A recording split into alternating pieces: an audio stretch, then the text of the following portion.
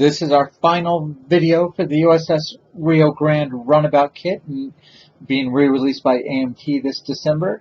So we're going to kind of look back on some of the pictures of our build of the interior, build of the lighting, some of the painting of the ship, and finally some glorious shots at the end. So it's a very interesting position to be in, reviewing a kit that actually came out a few decades ago. So this kit really does bear the trademarks of a kit made in the 90s. There's several issues that are just par for the course for an older kit like this. Many modern kits, including the ones that Round 2 has been putting out recently, fit together almost perfectly. Seams are hidden, gaps aren't an issue. I bet there's a lot of modelers out there who've only built modern snap kits who are going to have a little bit of trouble with an older kit like this. But I also think a lot of modelers are going to have a lot of fun using all of their skills to put this together. This is a hobby. It's supposed to be fun. It's supposed to be something to fill your time.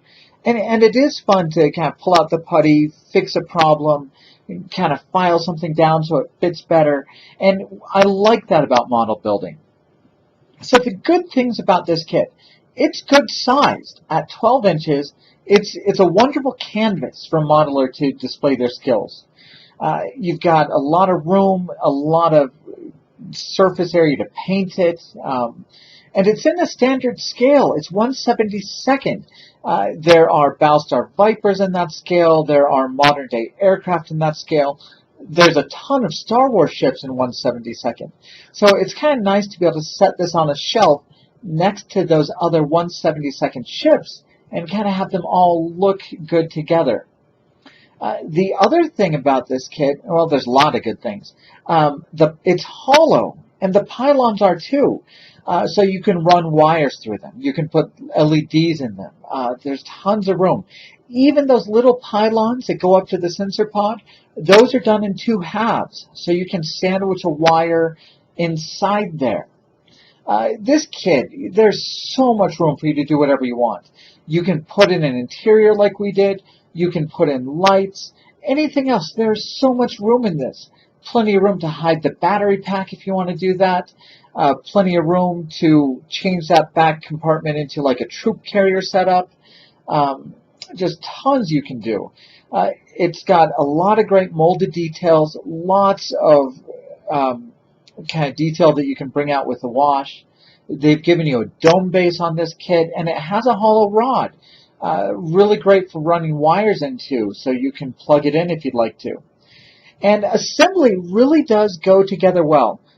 There are obviously some problems we'll talk about in a minute, but you can build the nacelles separately from the pylons, build the nacelles and pylons together, get all those painted, then attach it to the main body. The main body can be painted and detailed before you attach those pylons to it. So assembly and painting can really be done easily in sub-assemblies. Now, the things that aren't really great about this is an older style of model. It's not a snap fit. You're going to need putty. You're going to need to sand it. You're going to have to get things to fit together and kind of file them so 2 parts match together, sand things so that they work well, sand them to hide the seams. And you will need to be careful as you glue things. The snap kits, there's a lot of locator pins to hold things together. This one, not so much. Specifically, those nacelle grills. There's no pins, slots, or tabs to hold them in place as you glue them. You need a good cement. You need to just really hold those 2 pieces in place and use a couple drops of fast-drying glue to glue them in place while you apply like a secondary glue later. But you're just going to have to hold those together and glue them. If you do want to light it, the only real modification you need to make is the front of the pylons, where you've got that orange glowing piece. That's solid on the kit, so you do need to kind of cut that out and put in a clear part. But none of those issues are frustrating or aggravating. I never got mad at this kit. I never got frustrated. Yes, there are things you need to sand. Yes, there's putty you need to do. But it never really takes away from the fun. There are model kits where you just get mad halfway through because things are so bad and causing so many problems. This is more just a little bit of, yep, got to fill a seam. But it's not bad at all. Overall, this is a kit that will need some work to be made to look good. But when you put some work into it, it is going to look good. Spend some time cleaning up those seams. Spend some time painting it, picking out your paint colors, and you're going to have a good looking model.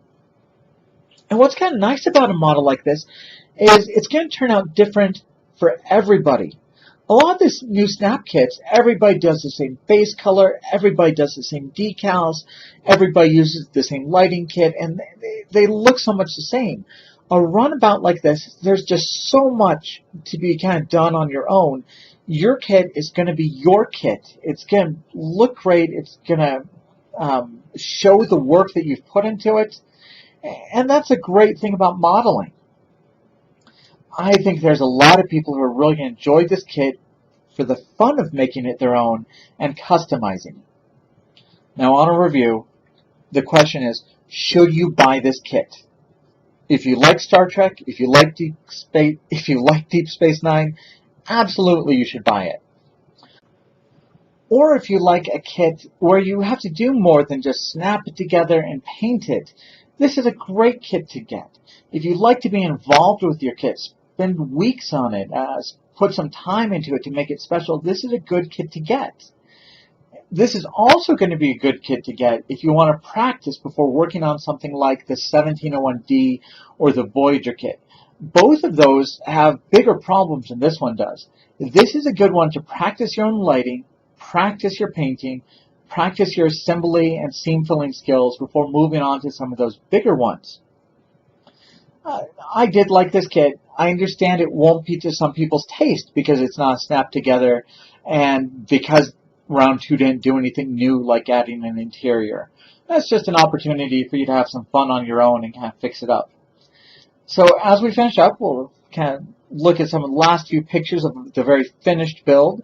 I'd invite you guys to, once again, leave any comments you'd like.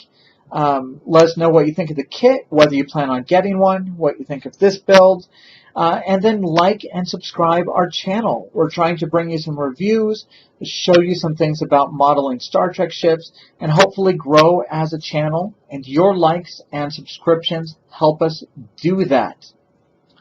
And then one final thing, since this is 1/72nd scale, we're going to end it here with 2 pictures of it being shown with some 72nd scale Star Wars ships, just for fun.